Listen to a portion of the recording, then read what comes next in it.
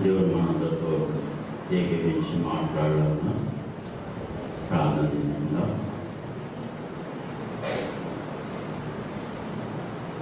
ప్రేమగల పరలోకపు తండ్రి, సర్వకృపానిధి అయిన యేసు ప్రభువా, నీకు వందనాలయ్యా. నీ మాటలు తరిమయ్యా, నీ పాదాలను మేము చేయమా. ఇప్పుడు వరకు మీరు మాతో ఉన్నారయ్యా, మాలో ఉన్నారు, మా చుట్టూ ఉన్నారు, మా చుట్టూ మీరు సంచరిస్తూ ఉన్నారయ్యా. నీకు వందనాలయ్యా. మీ సన్నిధి మా మధ్యలో ఉన్నది. నీవు మాట్లాడే దేవుడు, నీ మాట బ్రతికించే వాక్యం, నెమ్మది కలుగజేసే వాక్యం, నాయన జీవింపజేసే వాక్యం, బ్రతికించే వాక్యం ప్రభువా. నా మాట అగ్ని వంటిది కాదా, బండలను పగలగొట్టు సిద్ధవంటిది కాదా అంటున్నారు అయ్యా. నీకు వందనాలు. ఆశగల ప్రాణాన్ని తృప్తిపరిచే దేవుడు, నీ మాట జీవింపజేసే వాక్యమయ్యా. నీకు వందనాలు, వందనాలు, వందనాలు. నన్ను ఈ సిలువను బలుపరుచుకోనయ్యా. ఇప్పుడు నీ మాట వినడానికి నీ పాదాలు మేము చేరి ఉన్నాం. బలమైన నన్ను ప్రభావ నీ సన్నిధిలో నిలబెట్టుకోండి అయ్యా. ఈ సిలువను మరుపరచు. హల్లెలూయా, హల్లెలూయా, హల్లెలూయా, హల్లెలూయా. స్తోత్ర, స్తోత్ర, స్తోత్ర, స్తోత్ర. హల్లెలూయా, హల్లెలూయా, హల్లెలూయా, హల్లెలూయా. స్తోత్ర, స్తోత్ర, స్తోత్ర. చూడండియా, సహాయం చేయండి, బలపరచండి ఆయన. ఈ సన్నిధి కాంతిని మాతో ఉంచండియా. నీకు తోడుగా ఉంచి మరి వేడుకుంటున్నారయ్యా. నీకు వందనాలు, వందనాలు. ప్రతి ఒక్కరిని సంధించమని, నాతో నీ వీళ్ళతో మాట్లాడి బలపరచు నాయన.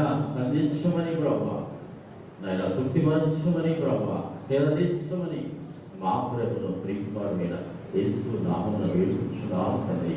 ఆమేన్.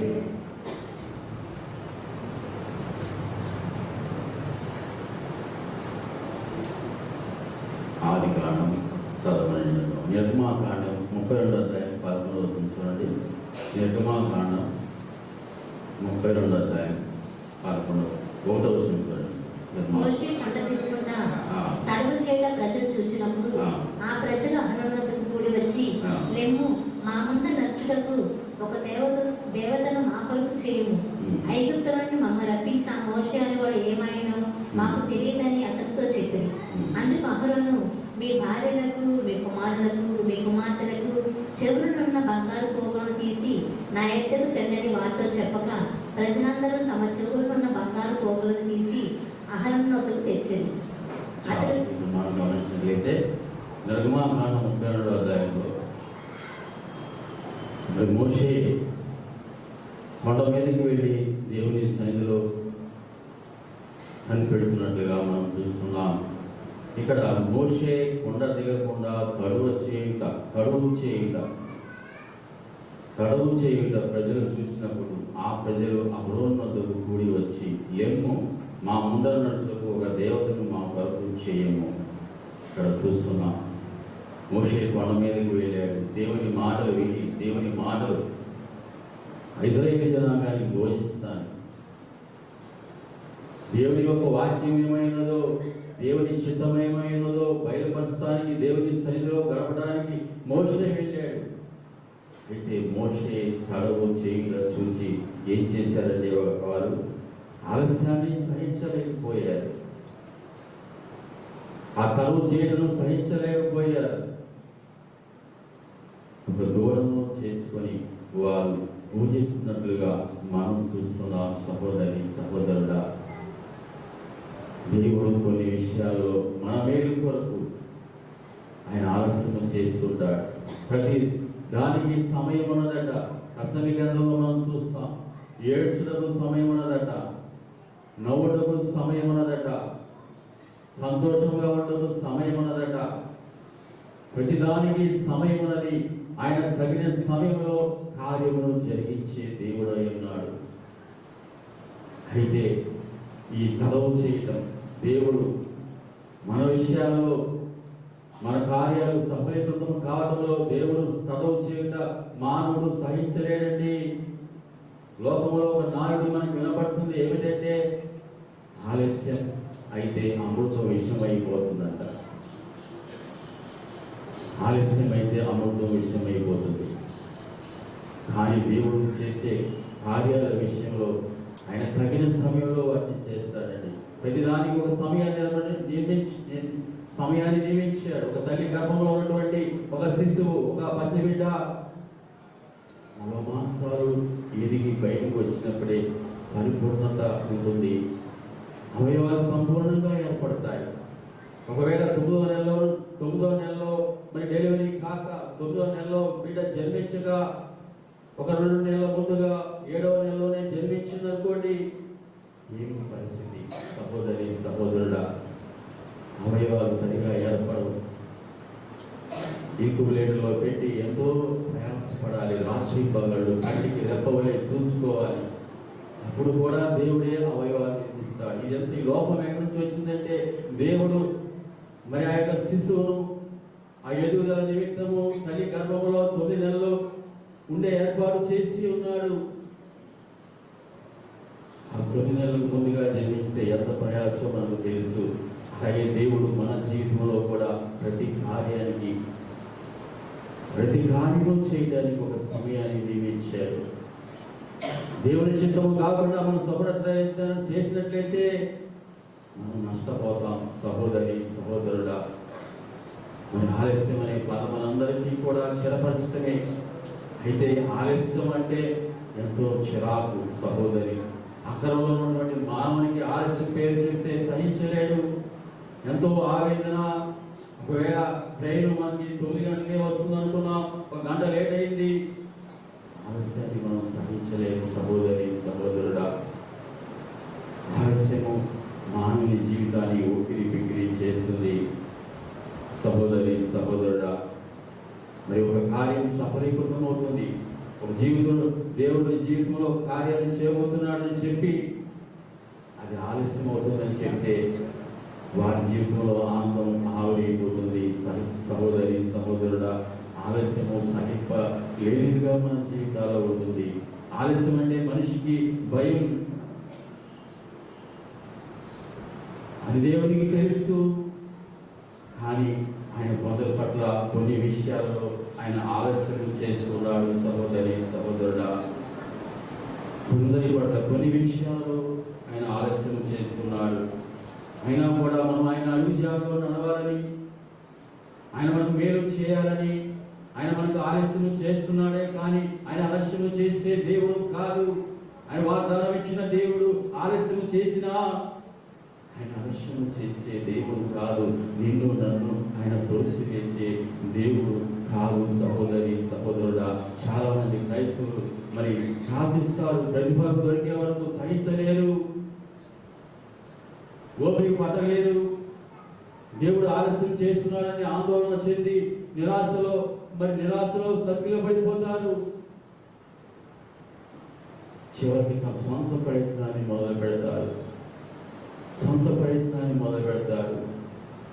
కార్యం జరగటం లేదు, దేవుని వాగ్దానం నెరవేరటం లేదు, దేవుని చిత్తం నెరవేరటం లేదని సహించలేక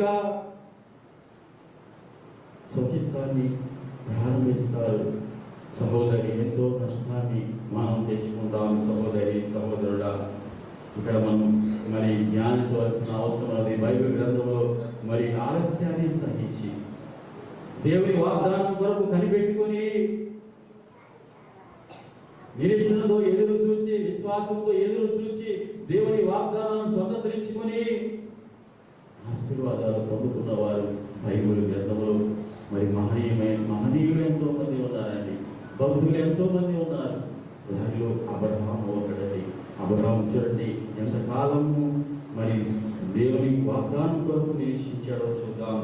అబ్రహాము జీవితంలో మనం చూస్తే 12వ అధ్యాయంలో మరి దేవుడు అబ్రహామును పిలిచాడండి. 12వ అధ్యాయంలో దేవుడు అబ్రహామును పిలిచాడు. చదవండి. యెహోవా, నీవు లేచి నీ దేశము నుండి, నీ బంధువుల యొద్ద నుండి, నీ తండ్రి ఇంటి నుండి బయలుదేరి నేను నీకు చూపించు దేశంలోకి వెళ్ళుము. నిన్ను గొప్ప జనముగా చేసి నిన్ను ఆశీర్వదించి నీ నామమును గొప్ప చేయుదును. నీవు ఆశీర్వాదముగా నందువు. నిన్ను ఆశీర్వదించే వారిని ఆశీర్వదించదను, నిన్ను దూషించు వారిని శపించదను. భూమి మొట్టమొదట అబ్రహామును పిలిచినప్పుడు గొప్ప వాగ్దానం చేస్తున్నాడు. నేను నిన్ను ఆశీర్వదించి నీ నామమును గొప్ప చేయును, నిన్ను గొప్ప జనముగా చేస్తాను, నీ సంతానాన్ని విస్తరింపజేస్తాను. దేవుడు ఇచ్చిన వాగ్దానం అండి. వాగ్దానానికి దేవుడు అబ్రహాము లోబడ్డాడు. అబ్రహాము తల్లిదండ్రులు విడిచాడు, బంధుమిత్రులు విడిచాడు, తనున్న ప్రదేశాన్ని విడిచాడు, సమస్తాన్ని విడిచిపెట్టి తాను కని విని ఎరుగనటువంటి ఆ కనాను దేశానికి బయలుదేరి వెళ్ళి దేవుని చిత్త ప్రకారం జీవించినప్పుడు, దేవుని చిత్తానికి లోబడినప్పుడు దేవుడు అబ్రహామును ఆశీర్వదించాడు. మనిషి ధనవంతుడుగా ఉన్నాడు, ఘనము పేరు ప్రఖ్యాతులు వచ్చినాయి, జ్ఞానం ఉన్నది, దాసదాసీలు సంపాదించుకున్నాడు, అన్నీ ఉన్నాయి. కానీ దేవుని వాగ్దాన రీతిగా పొందవలసినటువంటి సంతానం లేదు. చూడండి, ఆదికాండం 15వ అధ్యాయం 2వ వచనం చూడండి. అందుకు అబ్రాహాము, ప్రభువైన యెహోవా నాకేమి ఇచ్చిననేమి, నేను సంతానం లేని వాడిని పోచున్నానే, దమస్కు ఎలియాజరే నా ఇంటి ఆస్తికర్త ఎవరు కదా. చాలు. ఇక్కడ మనం చూస్తే ఇది జరిగిన తర్వాత యెహోవా వాక్యము అబ్రహామునకు దర్శనమందు వచ్చి, అబ్రహామా భయపడకుము, నేను నీకు కేడమును, నీ బహుమానము అత్యధికమగునని చెప్పెను. నీకు కేడము, నీ బహుమానం అత్యధికమగునని చెప్పెను. అప్పటికే అబ్రహాము ధనవంతుడుగా ఉన్నాడు, విస్తారమైన సంపద ఉన్నది, ఘనమున్నది. అయితే ఒక లేమి కనబడుతున్నది. సహోదరి సహోదరుడా, నా దేవుడు నాకేమిచ్చినా ఏమిటి, నేను సంతానం లేని వాడని గొప్ప లోటు కనబడుతుంది తన జీవితంలో. సహోదరి సహోదరుడా, నేను అనేక జనాలకు తండ్రిగా చేస్తాను, ఈ సంతానం ముందు లోక జాగ్రత్తలన్నీ ఆశీర్వదించబడతాయి అని దేవుడు అబ్రహాముతో వాగ్దానం చేశాడు. ఆ వాగ్దానం ఎప్పుడు నెరవేరుతుందా అని ఎదురు చూస్తున్నాడు. సహోదరి సహోదరుడా, ఎంత ఆలస్యం జరిగిందండి. ఆయన యొక్క జీవితంలో మనం చూస్తే ఆ దేవుడు చెప్పినటువంటి ఆ వాగ్దానం వరకు కనిపెట్టుకొని ఆలస్యం వచ్చినా సహిస్తూ 24 సంవత్సరాలు ఎదురు చూచాడండి సంతానం వరకు. 24 సంవత్సరాలు ఎదురు చూశాడు. ఆ 24 సంవత్సరాలు మరి ఎదురు చూసిన తర్వాత దేవుడు అబ్రహాము ప్రత్యక్షమై మరలా మాట్లాడుతున్నాడు, నీకు సంతానం కలుగుతుంది. ఆదికాండం 18వ అధ్యాయం చూడండి. ఆదికాండం 18వ అధ్యాయం 10వ వచనం. అందుకైనా మీదకి ఈ కాలంన నీ ఎద్దకు నిశ్చయముగా మరలా వచ్చేది, అప్పుడు నీ భార్య అయిన శారాకు ఒక కుమారుడు కలుగునని చెప్పాను. శారా ఆయన వెనుక నుండి గుడాలకు ద్వారమంది వినుచుండేను. అబ్రహామును శారాయును బహుకాలం గడిచిన వృద్ధులై ఉండేది. దేవుడు ఆ వాగ్దానాన్ని ఇచ్చి 24 సంవత్సరాలు అయింది. దేవుడు 75 సంవత్సరాల వయసులో ఈ బంధు జనాంగాన్ని, ఈ తల్లిదండ్రులను విడిచిపెట్టి నేను చూపించే దేశానికి వెళ్ళమన్నాడు. 75 సంవత్సరాల వయసులో, ఇప్పుడు ఎంత వయసు అండి? 99 సంవత్సరాల వయస్సు. అంటే దేవుని వాగ్దానం కొరకు 24 సంవత్సరాలు దేవుని సన్నిధిలో మరి ప్రార్థించాడు. వాగ్దానాన్ని కనిపెట్టుకొని సుదీర్ఘమైన శాంతంతో, ఓపికతో, నిరీక్షణతో దేవుని సన్నిధిలో ప్రార్థించాడు. ఎంత ఓపిక అండి, ఎంత సహనము, ఎంత పట్టుదల! అబ్రహాము తనకు కలిగిన ప్రతి పరిచయంలో కూడా జయం సంపాదించాడు. ఆలస్యాన్ని సహించాడు.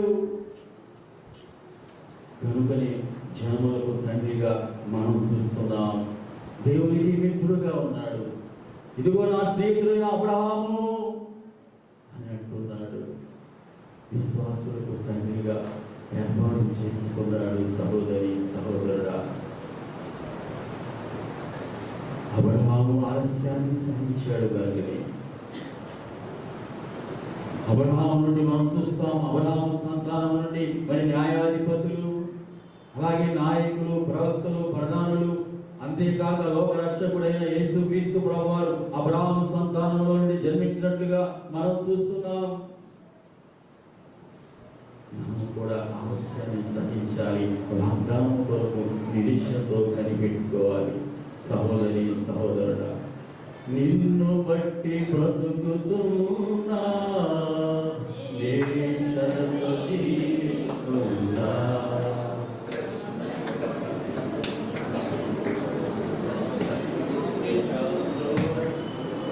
నా జీవిత యాత్రలో నిన్ను బట్టి బ్రతుకుతున్నా, నిరీక్షణతో జీవిస్తున్నా. నిన్ను బట్టి బ్రతుకుతున్నా, నిరీక్షణతో జీవిస్తున్నా. దో జీవితతో నేను తుఫానులెన్న సేన ఆధరించిన ఆత్మనాదుడా, ఆధరించిన ఆత్మనాదుడా, అద్ధరికి దరి చేసిన అద్వితీయుడా, అద్దరికి దరి చేసిన అద్వితీయుడా. నిన్ను బట్టి బ్రతుకుతున్నా, నిరీక్షణతో జీవిస్తున్నా. వాగ్దాన పుత్రునిచ్చి దీవించావు, నాకే అర్పించమని శోధించావు. అబ్రహాముకు తెలుసు అన్యాయము చేయవని, అబ్రహాముకు తెలుసు అన్యాయము చేయవని. తిరుగులేని వాగ్దానం తనకుందని, కన్నగడుగు కన్నని ప్రేమించినది. అబ్రహాముకు తెలుసు అన్యాయము చేయవని, అబ్రహాముకు తెలుసు అన్యాయము చేయవని. తిరుగులేని వాగ్దానం తనకుందని, కన్నగడుగు కన్నని ప్రేమించినది. నిన్ను బట్టి బ్రతుకుతున్నా, నిరీక్షణతో జీవిస్తున్నా. అబ్రహాము ఈశ్వరుడు ఆధారం లేనప్పుడు నమ్మాడు. 75 సంవత్సరాల వయసులో దేవుడు ప్రత్యక్షమై ఈ సంతానాన్ని నేను ఆశీర్వదిస్తాను, ఈ సంతానాన్ని విస్తరింపజేస్తాను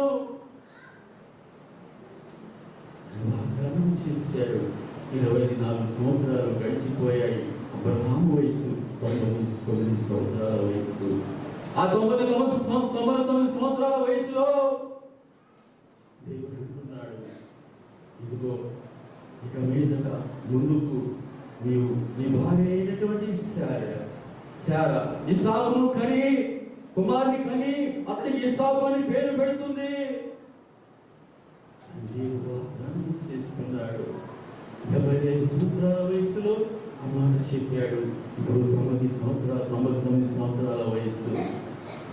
శారాకు 90 సంవత్సరాల వయసు. శారా గర్భం ఉడికిపోయింది. అబ్రహాము శరీరం మృతుల్యమైపోయింది. అందుకని దేవుని వాక్యం మాట్లాడుతుంది. చూడండి, రోమీయులకు రాసిన పత్రిక 4వ అధ్యాయం 17వ వచనం చూడండి. 4వ అధ్యాయం 17వ వచనం.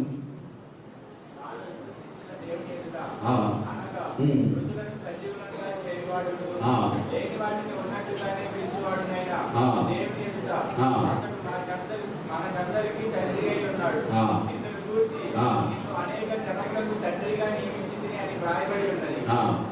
నీ సంతానము ఇలా ఉండునని చెప్పిన దాన్ని బట్టి తాను అనేక జనములకు తండ్రి అన్నట్టు నిరీక్షణకు ఆధారం లేనప్పుడు అతడు నిరీక్షణ కలిగి నమ్మెను. నిరీక్షణకు ఆధారం లేనప్పుడు అతడు నిరీక్షణ కలిగి నమ్మెను. మనం ఏమనుకుంటాం, దేవుడు 75 సంవత్సరాల్లో అయ్యాడు, చెప్పాడు వాగ్దానం. ఇప్పుడు 90 సంవత్సరాల వయసు వచ్చింది. ఇక సంతానం కలుగుతాం అసంభవం అని చెప్పి దేవుని దూషిస్తాం. సహోదరుడా, ఈ సంతానం ఇలా ఉండునని చెప్పిన దానిని బట్టి తాను అనేక జనములకు తండ్రి అయినట్లు నిరీక్షణకు ఆధారం లేనప్పుడు అతడు నిరీక్షణ కలిగి నమ్మెను. మరియు అతడు విశ్వాసమందు బలహీనుడు కాక ప్రమాణమే 100 వయస్సు గలవాడై ఉండి అప్పటికి తన శరీరం మృతతుల్యమైనట్టును శారా గర్భమును మృతతుల్యమైనట్టును ఆలోచించను గాని అవిశ్వాసం వల్ల దేవుని వాగ్దానమును గురించి సందేహించగా దేవుని మహిమపరచి ఆయన వాగ్దానం చేసిన దాన్ని నెరవేర్చుటకు సముద్రుడ విభుడిగా విశ్వాసము వలన అనాలము పొందెను. అందుచేత అది నీతిగా ఎంచబడి విశ్వాసం అండి. విశ్వాసము ఆలస్యాన్ని సహిస్తుంది. విశ్వాసము నష్టాన్ని సహిస్తుంది. విశ్వాసము నిరాశను జయిస్తుంది. విశ్వాసము నిస్సహను జయిస్తుంది. విశ్వాసము భయాన్ని జయిస్తుంది. విశ్వాసం ఉంటే మనం భయపడలేము. సహోదరి సహోదరుడా, అబ్రహాము యొక్క విశ్వాసం అతనికి జరిగినటువంటి ఆలస్యాన్ని జయించినట్లుగా మనం చూస్తున్నాం. అతనికి కలిగిన పరీక్షల్లో విశ్వాసాన్ని బట్టి ఆ యొక్క పరీక్షల్లో జయం పొందినట్లుగా మనం చూస్తున్నాం. అబ్రహాము తన జీవిత యాత్రలో దేవుని మీద విశ్వాసం వచ్చినట్లుగా, దేవుని వైపు చూసినట్లుగా మనం చూస్తున్నాం. ఇలా ఆ కుమారుడు జన్మించిన తర్వాత, ఇదిగో నీవు ప్రేమించు నీ ఒకగా ఒక కుమారుడైన ఇస్సాకును తీసుకొని నీవు చూపించు పర్వతానికి వెళ్ళి అక్కడ నాకు దహన బలి అర్పించు అని అంటున్నాడు దేవుడు. అక్కడ కూడా విశ్వాసాన్ని కోల్పోలేదు అబ్రహాము. అబ్రహాము విశ్వాసాన్ని కోల్పోలేదు. ఒకవేళ దేవుడు నా కుమారుడిని దహన బలిగా అర్పించినప్పటికీ, నా కుమారుడు మసి అయిపోయినప్పటికీ, బూడిద అయిపోయినప్పటికీ, నా కుమారుడిని దేవుడు సజీవుడిగా లేపుతాడు. వాగ్దానానికి వ్యతిరేకంగా ఉన్నటువంటి దేవుని ఆజ్ఞ. ఇస్సాకు వలన సంతానం అనబడుతుంది. ఆ సంతానం ద్వారా భూలోక జనములన్నీ ఆశీర్వదించబడతాయి అంటున్నాడు. నీవు ప్రేమించున్న నీ ఒకగా ఒక కుమారుడు తీసుకొని దాన్ని బలిగా నాకు అర్పించాను అంటున్నాడు. అబ్రహాము ఎవరికి చెప్పలేదు. ఆ కట్టెను తీసుకున్నాడు, తన భార్యకు చెప్పలేదు. సమర్పణలో ఆ కట్టెలు చీల్చి ఏ లోపము లేకుండా కట్టెలు చక్కగా పేర్చి తన కుమారుని ఆ యొక్క బలిపీఠం మీద పెట్టి తాళతో కట్టి కట్టెలు ఎత్తాడు. సహోదరి సహోదరుడా, అబ్రహాము మరి ప్రతి ఆలస్యాన్ని సహించాడు. వాగ్దానానికి వ్యతిరేకంగా ఉన్నటువంటి ఆ పరీక్షలో ఉన్నట్లుగా మనం చూస్తున్నాం. యాకోబు రాసిన పత్రిక 1వ అధ్యాయం 2-4 వచనాలు చూడండి. యాకోబు రాసిన పత్రిక. నా సహోదరులారా, మీ విశ్వాసం నాకు కలిగే పరీక్ష ఓర్పును పుట్టించినది ఎరిగి మీరు నానా విధమైన శోధనలను పడినప్పుడు అది మహానందమని ఎంచుకొనుడి. నానా విధమైన శోధనలు పడినప్పుడు అది మహానందమని ఎంచుకొనుడి. మీరు సంపూర్ణను అనునాగులను ఏ విషయంలో నేను కొదవలేని వారు ఉన్నట్లు ఓర్పు నా ప్రేమ కొనసాగింపనీయుడి. అబ్రహాము జీవితంలో విజయానికి కారణం ఏమిటంటే ఓర్పు. తన ప్రేమ కొనసాగించినట్లుగా మనం చూస్తున్నాం. సహనము, ఓర్పు, నిరీక్షణ, విశ్వాసము కలిగి ఉన్నాడు. అంటే సహనం మనకు కావాలండి. సహోదరి సహోదరుడా, మనం కూడా ఆ విషమ పరీక్షలు ఎదుర్కొన్నప్పుడు భక్తుడు అంటాడు, అది ఆనందంగా భావించుకోనండి. సహనము తన పనిని పూర్తిగా చేయనియండి అని ప్రబోధిస్తున్నట్లుగా మనం చూస్తున్నాం. సహోదరి సహోదరుడా, వాగ్దానం చేసిన దేవుడు నమ్మదగిన దేవుడు. అది ఎంత ఆలస్యమైనా, అది అసాధ్యమైన సుసాధ్యముగా చేసి దాన్ని నెరవేర్చి నేను ఆశీర్వదించే దేవుడు. అబ్రహాము నిరీక్షించాడు, ఆలస్యాన్ని సహించాడు, ఓర్పును తన జీవితంలో కొనసాగించాడు, సహించాడు. అందువల్లే వాగ్దానాన్ని స్వతంత్రించుకోగలిగాడు. సహోదరి సహోదరుడ, ఈనాడు విశ్వాసులకు అబ్రహాము తండ్రిగా ఉన్నాడు. సహోదరి సహోదరుడ, అబ్రహాము విశ్వాసులకు తండ్రిని ఒక గొప్ప పేరు సంపాదించుకున్నట్లుగా మనం చూస్తున్నాం. అలాగే రెండవ విషయం మనం చూద్దాం. మరియ మాతల జీవితంలో ఆలస్యం జరిగింది. అక్కడ దేవుడు ఆలస్యం జరిగినందువలన దేవుని నామం మహిమపరచబడింది. సహోదరి, యోహాను సువార్త 11వ అధ్యాయం చూడండి.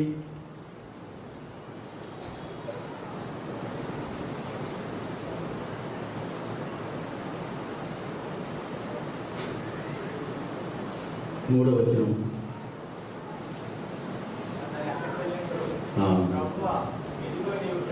ఒకటవ వచనం నుంచి చదవండి. 11 మరియా ఆమె సహోదరి మార్త అనే వారికి బేతనీయులో ఉన్న లాజరు అని ఒకడు రోగి అయ్యాను. ఈ లాజరు ప్రభువునకు అత్తరు పూసి తల వెంట్రుకలతో ఆయన పాదములు తుడిచిన మరియకు సహోదరుడు. అతని అక్క చెల్లెంటూ ప్రభువా, ఇదిగో నీవు ప్రేమించిన వాడు రోగి అయి ఉన్నాడని ఆయన యొద్దకు వర్తమానం పంపిణీ. ఇక్కడ మనం చూసినట్లయితే యేసు ప్రభు వారు తన జీవిత కాలంలో తన పరిచర్యలో అనేక సార్లు ఆ బేతనీయ గ్రామాన్ని సందర్శించినట్లుగా మనం చూస్తున్నాం. ఆ బేతనీయ గ్రామానికి వచ్చినప్పుడల్లా ఆయన మరియా మార్తల గృహానికి వెళ్ళేవాడు. ఆ మరియా మార్తలు ఆయనకు పరిచర్య చేశారు. అంత మాత్రమే కాదు, ఆయన పాద శైలిలో చేరి ఆయన వాక్యాన్ని విని, ఆయన ప్రబోధాలు విని ఆయన ఆరాధించారు, ఆయన స్తుతించారు. సహోదరి సహోదరుడా, మరి ఒకసారి మనం గమనించినట్లయితే ఈ సందర్భంలో వారి సహోదరుడైనటువంటి లాజరు మరి జబ్బు చేసింది. అది ఆ జబ్బు తీవ్రమైన రూపం దాల్చింది. ఇంకా చనిపోయే పరిస్థితిలో ఉన్నాడు సహోదరి సహోదరుడా. అప్పుడు మరియా మార్తలు యేసు ప్రభు వారికి మరి కబురొప్పినట్లుగా మనం చూస్తున్నాం. సహోదరి సహోదరుడా, అక్కడ 13:3 చూస్తే అతని అక్క చెల్లెలు, ప్రభువా, ఇదిగో నీవు ప్రేమించేవాడు రోగి అయి ఉన్నాడని ఆయన వద్దకు వర్తమానం పంపిణీ. యేసు ప్రభువాన్ని లాజరు ఎక్కువగా ప్రేమించాడు. లాజరు యేసు ప్రభువాన్ని ప్రేమించాడు. ఆయన ఆజ్ఞలు గైకొంటే ఆయన ప్రేమించడం, ఆయన ప్రేమించేవాడు ఆయన సేవిస్తాడు. ఆయన ఎక్కడ ఉంటే అక్కడ ఉంటాడు. అలాగే లాజరు కూడా ఆయన సేవించి ఆరాధించినట్లుగా, యేసు ప్రభువాన్ని సేవించి ఆరాధించినట్లుగా, ఆయన ఆజ్ఞను గైకొన్నట్లుగా, ఆయన చిత్తాన్ని గైకొన్నట్లుగా మనం చూస్తున్నాం. సహోదరి సహోదరుడా, ఇక్కడ వారు అంటున్నారు, నీవు ప్రేమించినటువంటి లాజరు రోగి ఉన్నాడని వర్తమానం పంపినట్లుగా మనం చూస్తున్నాం. మరి యేసు ప్రభువారు ఆ మాట విన్నప్పుడు అక్కడే 2 దినాలు నిలిచిపోయినట్లుగా మనం చూస్తున్నాం. ఈ వార్తను విన్నటువంటి మరి ఆ రోగి ఉన్నటువంటి వార్త, ఆ మరణ స్థితిలో, ఆ చావుకు సిద్ధంగా ఉన్నటువంటి ఆ స్థితిలో ఉన్నప్పుడు ఆ మాట విన్నటువంటి యేసు ప్రభువారు వెంటనే రావచ్చుగా, కానీ ఆయన రాలేదు. కానీ తానున్న స్థలంలోనే 2 రోజులు ఉండిపోయినట్లుగా మనం చూస్తున్నాం. సహోదరి సహోదరుడా, మరి ఆలస్యం చేసినందువలన లాజరుకు మరణం సంప్రాప్తించింది. లాజరు చనిపోయాడు. లాజరు యొక్క సోదరులైనటువంటి మరియ మార్తలు లాజరును పోగొట్టుకున్నందుకు వారు దుఃఖిస్తూ ఆలస్యం చేసినటువంటి యేసును అపార్థం చేసుకున్నట్లుగా మనం చూస్తున్నాం. సహోదరి సహోదరుడా, మరి యేసు ప్రభువారు ఎందుకు ఆలస్యం చేశాడు ఆయనకు తెలుసు, కానీ వీరికి తెలియదు. వీరు అర్థం చేసుకోలేకపోయారు, ఆలస్యాన్ని అపార్థం చేసుకున్నారు. చూస్తే మరియా ఎప్పుడు ఆయన పాదాల చెంత ఉండే మరియా, యేసు ప్రభువారు మరి వచ్చాడగానే ఆయన స్వాగతించి, ఆయన ఎదుర్కొని, ఆయన తన ఇంటికి ఆహ్వానించి, ఆయన పాదాల ఎదురు చేరి ఆయన స్తుతించి, ఆయన మాటలు విని ఆయన ఆరాధించేటటువంటి మరియా ఇప్పుడు ఇంటిలోనే ఉండిపోయిందండి. సహోదరి, కారణం ఏంటంటే ఆయన ఆలస్యం చేసినందువల్ల, అపార్థము చేసుకున్నందువల్ల. సహోదరి, ఇక్కడ మనం చూస్తే చివర ఇక్కడ 25వ వచనం చూడండి. 25వ వచనం, ఆమె ఈ మాట చెప్పి వెళ్ళి చదవండి.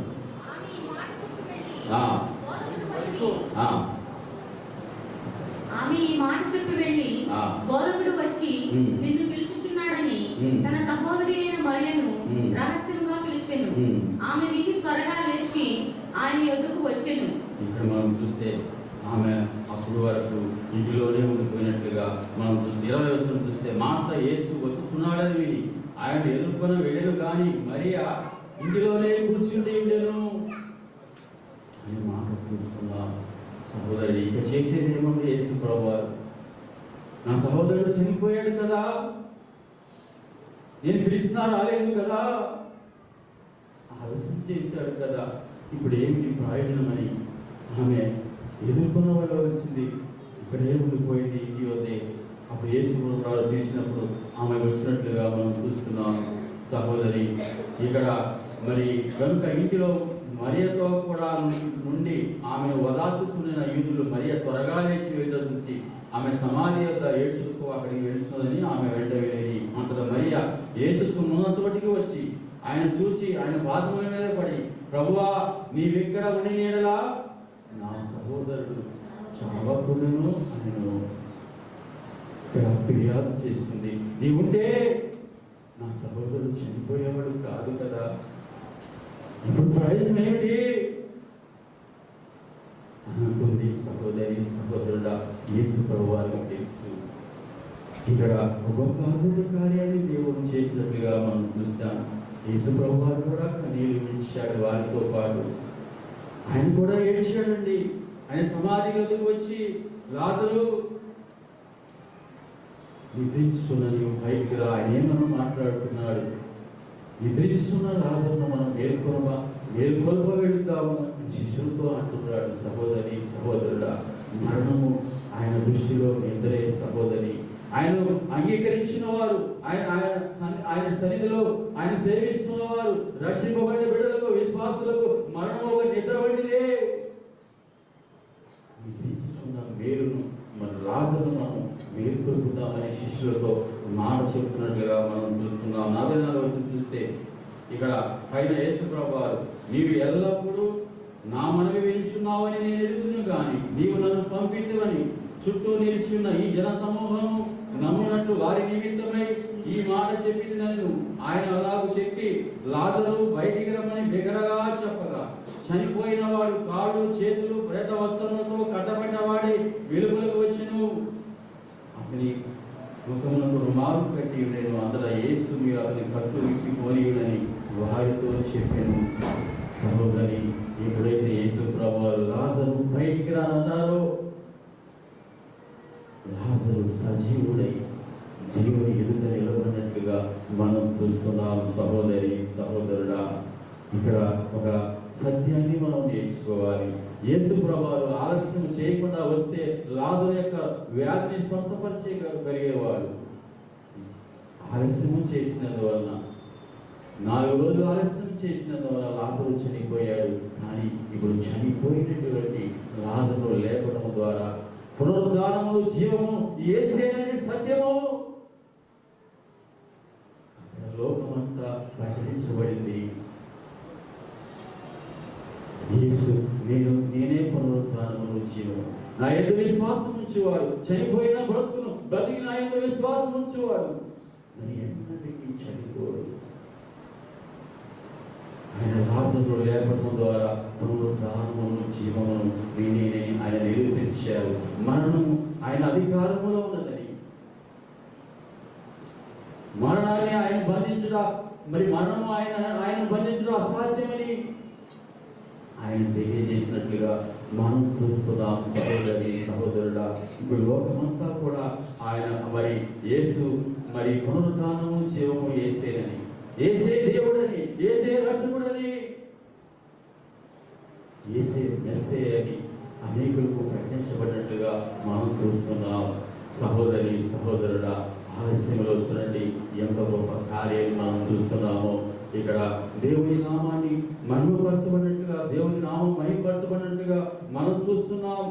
మన జీవితంలో వాగ్దానాలు నెరవేర్పులు ఆలస్యం వెనుక అద్భుతాలు దాగి ఉంటాయి. సహోదరి సహోదరుడా, వాటిని సరైన హృదయంతో, విశ్వాసముతో, సహనంతో, ఓర్పుతో మనం వాటిని ఓర్చుకోవాలి, వాటిని భరించాలి.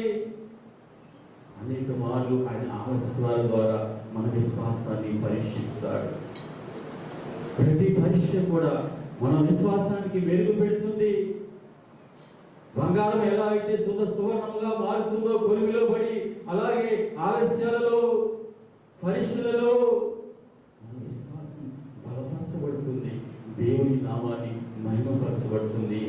దేవుడు మనం సంపూర్ణంగా తీర్చిదిద్దాలని, ఆత్మీయంగా అనేక మెట్లు మనం ఎక్కించాలని, ఎక్కలేనంత ఎత్తైన ఎత్తుకు నిన్ను నన్ను ఎక్కించాలని ఆయన పరీక్షలేకుండా మనము మరి ఆయన మనం పరీక్షిస్తున్నాడు. సహోదరి సహోదరుడా, ఆలస్యం బట్టి మనం చింతించకూడదు, నిరాశ పడకూడదు, కురిగిపోకూడదు. కానీ ఆ ఆలస్యంలోనే దేవుడు నా వాగ్దానాన్ని నెరవేరుస్తున్నాడని కృతజ్ఞతాస్తుతులు చెల్లించాడు. అవి నెరవేరకముందే యేసు ప్రభువు వారు కృతజ్ఞతాస్తుతులు చెల్లించారు. ఆ వాగ్దానం నెరవేరకముందే అది ఎంత ఆలస్యమైన పరిస్థితులు మరి అనుకూలంగా లేకపోయినా, అది అసాధ్యమైన వాగ్దానం చేసిన దేవుడు నమ్మదగిన దేవుడు కనుక ఆ వాగ్దానాన్ని నెరవేర్చగలిగిన సమర్థుడు కనుక ఆయన వైపు చూసి మనం సహనంతో ఓర్పుతో మరి ఓర్పు తన క్రియను కొనసాగించేటట్లు మనం ముందుకు సాగిపోవాలి. చేరచ్చు చూద్దాం. 2 పేతురు 3:8 2 పేతురు. ఒక సంగతి మర్చిపోకుడి, ఆ. ఏమనగా ప్రభు దృష్టికి ఒక దినము 1000 సంవత్సరం వలెను, 1000 సంవత్సరములు ఒక దినము వలెను ఉన్నది. కొందరు ఆలస్యమని ఎంచుకున్నట్లు ప్రభు తన వాగ్దానం గురించి ఆలస్యం చేయవాడు కాడు గాని ఎవరును నశింపవలని చెప్పక అందరూ మారు మనసు పొందవలని కోరుచు మీ ఎడల దీర్ఘశాంతము గలవాడే విన్నాడు. అయితే ప్రభు దినము దొంగ వచ్చినట్టు వచ్చును. ఆ దినమున ఆకాశం మహాధ్వనితో గతించిపోవును, పంచభూతముల వికృతమైన వేంద్రంతో లయమైపోవును, భూమిలో దాని మీద కృత్యములు కాలిపోవును. ఇవన్నీ ఇట్లు లయమైపోవును గనుక ఆకాశములు రగులుకొని లయమైపోవచ్చున్నట్టు, పంచభూతలు మహావేంద్రంతో కరిగిపోవునట్టు దేవుని దినపు రాకడ కొరకు కనిపించు. చూస్తే వీళ్ళ ఒక సంగతి మర్చిపోకూడదు. ఏమనగా ప్రభు దృష్టికి ఒక దినము 1000 సంవత్సరముల వలె, 1000 సంవత్సరములు ఒక దినం వలె ఉన్నవి. కొందరు ఆలస్యమని ఎంచుకున్నట్లు ప్రభు తన వాగ్దానం గురించి ఆలస్యం చేయవాడు కాడు గాని ఎవరు నశింపవలని ఇచ్చేంపక అందరూ మారుమనసు పొందవలని కోరుచు మీ ఎడల దీర్ఘశాంతము గలవాడై ఉన్నాడు. సహోదరి, ఎవరు కూడా ఆయన ఆలస్యాన్ని సహిస్తున్నాడండి. భూమి మీద పాపం పెరిగిపోతున్నది. దేవుని ఆజ్ఞను మీరే మనుషులు ఇష్టానుసారంగా జీవిస్తున్నారు. పాపం పెరిగిపోతున్నది. ఆనాడు సొదొమ గొమొర్రాలో పాపము మన దేవుని సన్నిధికి చేరినట్లుగా ఈ దినాల్లో కూడా పాపము మన దేవుని సన్నిధికి చేరుతున్నది. అయితే ఆయన సహిస్తున్నాడు, ఆలస్యము వహిస్తున్నాడు. కారణం ఏమిటంటే ఇంకా ఆయన మరి ప్రేమగా హస్తాలు చాపుతున్నాడండి. దీర్ఘశాంతము వహిస్తున్నాడని దేవుని వాక్యము హెచ్చరిస్తుంది. అందరూ మారు మనసు పొందవాలని కోరచ్చు మీ ఎడల దీర్ఘశాంతము గలవాడే ఉన్నాడు. అందరూ పశ్చాత్తాపడాలి, ఎవరు నశించిపోకూడదని. మన కుటుంబంలోనే అనేకులు దేవుని దూషిస్తూ, మనం ప్రార్థన కోరుతుంటే మనను దూషిస్తుంటూ, దేవుని దూషిస్తూ తిడుతూ కొడుతూ ఉన్నప్పుడు దేవుడు దీర్ఘశాంతము వహిస్తున్నాడు. ఏంటంటే ప్రతి ఒక్కరు కూడా రక్షించబడాలని, ప్రతి ఒక్కరు కూడా పశ్చాత్తాపడాలని. ఆయన మన పునరుద్ధానాలు అందరి కొరకండి. ఆయన అందరి కొరకు రక్తాన్ని చిందించాడు. అందరూ కూడా రక్షణ పొందుకోవాలని, అందరూ కూడా మారు మనసు పొందాలని, అందరూ ఆయన ఆరాధించాలని ప్రతి వారి మోకాలు ఆయన నామమున వంగునట్లు ఆయన రాకడను ఆలస్యంగా చేస్తున్నాడు. దీర్ఘశాంతము వహిస్తున్నాడు. సహోదరి, సహోదరుడా, ఆలస్యం వెనుక నిత్య జీవం ఉందని నీవు తెలుసుకున్నావా? విశ్వసిస్తున్నావా? ఆయన ఇంకా ఆలస్యం వహిస్తున్నాడంటే నీవు నశించడం ఇష్టం లేక, నీవు నశించి నరకానికి వెళ్ళడానికి ఇష్టం లేక ఆయన దీర్ఘశాంతము వహిస్తున్నాడు. ఆయన దీర్ఘశాంతము వహించగా మనం వహించకూడదా? ఎంత ఓర్పు కలిగినటువంటి దేవుడు అండి, ఎంత సహనం కలిగినటువంటి దేవుడు. మనం కూడా ఆలస్యాన్ని సహిద్దాం. దేవుని వాగ్దానాలు నెరవేర్చే విషయంలో ఆలస్యాలను సహిద్దాం. దేవుని కొరకు విశ్వాసంతో ముందుకు సాగిపోదాం. వాగ్దానాలను స్వతంత్రించుకుందాం. అబ్రహాము 74 సంవత్సరాలు ఎదురు చూసి వాగ్దానాన్ని స్వతంత్రించుకున్నాడు. తనకు కలిగిన పరీక్షలు తన ఒక కుమారుని సమర్పించమన్నప్పుడు ఓర్పుతో సహనంతో సాగించి దేవుని వైపు నిరీక్షణతో చూసి వాగ్దానాన్ని స్వతంత్రించుకున్నాడు. పేతురు మరియా మాత్ర జీవితంలో, లాజరు విషయంలో దేవుడు యేసు ప్రభువారు ఆలస్యం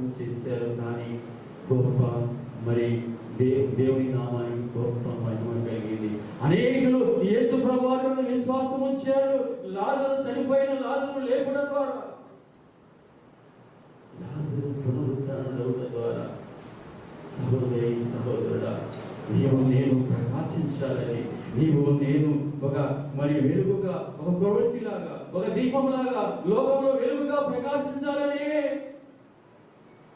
నీవు నీ జీవితంలో, నా జీవితంలో పరిశీలకుండా, శ్రమలో కొలిమికుండా నీవు నన్ను మరి తీసుకొని వెళ్తున్నాడు. సహోదరి సహోదరుడా, కొన్ని విషయాల్లో ఆయన ఆలస్యం చేస్తున్నాడు. అది మన మేలు కొరకే సహోదరి. ప్రతి దానికి సమయం ఉన్నది. దేవుని సమయం కొరకు కనిపెట్టుకుందాం, వాగ్దానాన్ని కొరకు కనిపెట్టుకుందాం. మన బిడ్డలైన అబ్రహామును జ్ఞాపకం చేసుకుందాం, యేసు ప్రభువుని జ్ఞాపకం చేసుకుందాం. ఆయన ఆలస్యాన్ని, ఆయన దీర్ఘశాంతాన్ని జ్ఞాపకం చేసుకుందాం. తల వచ్చి చిన్న ప్రార్థన చేసుకుందాం, మనల్ని మనం పరిశీలించుకుందాం. ప్రేమ గల పరలోకపు తండ్రి, సర్వకృపానిధి అయిన యేసు ప్రభువా, నీకు వందనాలయ్యా. నాయన మా జీవితంలో కూడా అనేక మేలు మీరు దాచించారు, అనేక ఆశీర్వాదాలు దాచించారు, అనేక వాగ్దానాలు ఇచ్చారు ప్రభువా. అయ్యా, వాగ్దానాలను స్వతంత్రించుకునే వరకు, ఆ సమయం వరకు నాయన ప్రభువా మేము కనిపెట్టుకొని ఓర్పును సహనాన్ని కలిగి జీవించడానికి సహాయం చేయండి ప్రభువా. అబ్రహాము 24 సంవత్సరాలు ప్రభువా సహనముతో, ఓర్పుతో నీ వైపు చూచాడయ్యా. నీకు వందనాలయ్యా. అటు సహనాన్ని, ఓర్పును మాకు దయచేయండి ప్రభు. నీ వైపు చూసే భాగ్యాన్ని మాకు ప్రసాదించండి ప్రభువా.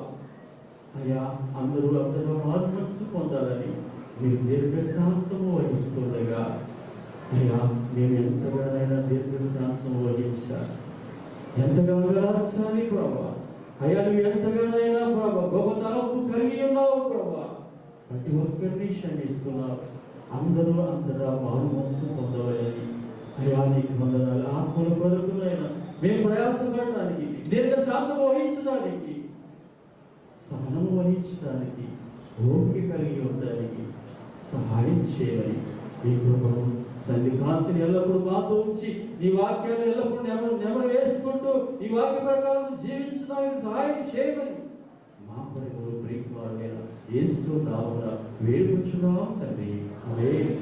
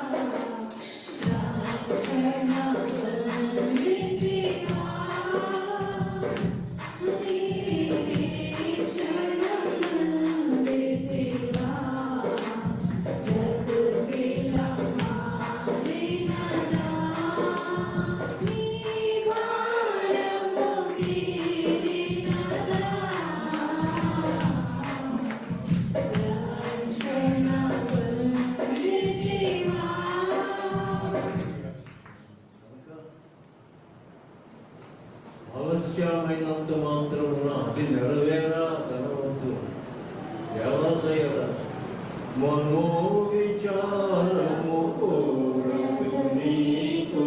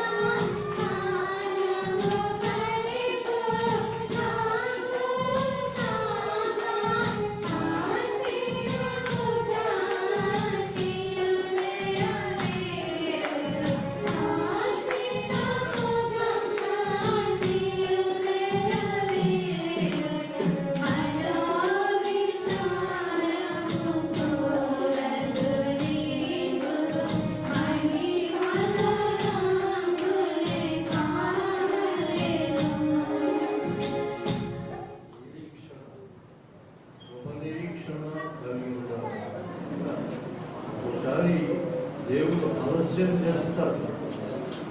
మరి ఆలస్యం చేసినంత మాత్రాన అది నెరవేరదు అనుకోకూడదు. మనం అవిశ్వాసం మనకు రాకూడదు. తప్పక దేవుడు నెరవేరుస్తాడు. తప్పక దేవుడు దాన్ని నెరవేర్చగలడు. ఆయనకు అసాధ్యమైనది ఏది లేదు. సమస్తము సాధ్యమే. కనిపెట్టాలి మనం అంతే. నిరీక్షణ కలిగి ఉండాలి, నిరీక్షించాలి. కనుక నమ్మిక కలిగి ఉండాలి. అదే మనకు విశ్వాసంగా కూడా రాశాను. కనుక ఆ నిరీక్షణ మనము కలిగి ఉండాలి. కనుక నిరీక్షణ పోగొట్టుకోకూడదు. మనం తప్పకుండా కాలము సంపూర్ణము కాగా ఖచ్చితంగా అన్నీ నెరవేరును. దేవుడు వాగ్దానం చేస్తే 600 100 అది తప్పక అది నెరవేరుతుంది. దేవుడు దాన్ని నెరవేర్చగలడు. నెరవేర్చలేని వాడు కాదు మన దేవుడు. మన దేవుడు సర్వశక్తివంతుడు, సర్వాధికారి. He can do and undo things. కనుక ఆయన సమస్తము చేయగలడు. ఆయనకు అసాధ్యమే ఏది లేదు. కనుక మనం నిరీక్షణ కలిగి ఉండాలా, కనిపెట్టాలా, ప్రార్థన చేయాలా. తప్పకుండా దేవుడు ఆయన ఇచ్చిన వాగ్దానాన్ని తప్పకుండా నెరవేరుస్తాడు. మాట ఇచ్చి నెరవేర్చలేని దేవుడు కాదు ఆయన. మాట ఇస్తాడు, మాటను నెరవేరుస్తాడు. మాట ఇచ్చే దేవుడు, మాటను నెరవేర్చే దేవుడు. కనుక మనము నిరీక్షణ కలిగి ముందుకు సాగుదాము. దేవుడి వాక్యం ఆశీర్వదించి దీవించను గాక. ఆమేన్, ఆమేన్, ఆమేన్. మహాపరిశుద్ధుడు, ప్రేమ కలిగిన మా తండ్రి, మీ ఘననామమునకు వందనములు, రాజా స్తోత్రాలు. ఎంతవరకు మీ సన్నిధిని మాకు తోడుగా ఉంచి నడిపించారు. కృతజ్ఞతలు చెల్లిస్తూ ఉన్నాము. ఇప్పుడు బ్రహ్మ మాకు సమాధానంతో సెలవును గ్రహించమని ఆ యొక్క హెర్మల్ కుదురు మందిరంలోకి మేము వెళ్ళి అక్కడ సంస్కార ఆరాధనలో కూడా పాల్పొందుటకు మీ కృపా సహాయము దయచేయమని యేసునామమున ప్రార్థించుతున్నాము తండ్రి. పరలోకమందున్న మా తండ్రి, మీ నామం పరిశుద్ధమగును గాక. మీ రాజ్యము వచ్చును గాక. మీ చిత్తము పరలోకమందు నెరవేరుచున్నట్టు భూమి మీదలో నెరవేరును గాక. మాకు కావలసిన దినాహారము మాకు దయచేయము. మా ఎడల అపరాధములు చేసిన వారిని మేము క్షమించిన వాగున మా అపరాధాలను క్షమించండి. మమ్మల్ని శోధనలోనికి తేక కీడు నుండి తప్పించండి. రాజ్యము, బలము, మహిమ నిరంతరము నీవే స్వామి. ఆమేన్. యేసు రక్తమే జై. అపవాది క్రియలకు భయం. యేసు రక్తమునకే జయం. అపవాది క్రియలకు భయం. యేసు రక్తమునకు సంపూర్ణ విజయం. అపవాది క్రియలకు అనంత నాశనం. హల్లెలూయా, హల్లెలూయా, హల్లెలూయా. స్తోత్రం, స్తోత్రం, స్తోత్రం. ఆమేన్, ఆమేన్, ఆమేన్. మన ప్రభు అయిన యేసుక్రీస్తు వారి కృప, మన తండ్రి అయిన దేవుని ప్రేమ, పరిశుద్ధాత్ముని యొక్క అన్యోన్య సహవాసము, సన్నిధి, జీవన, వెలిగింపు మనందరికీ తోడయుండి సర్వసత్యమందు భద్రపరచి వాద్యముల చేయును గాక. ఆమేన్, ఆమేన్, ఆమేన్.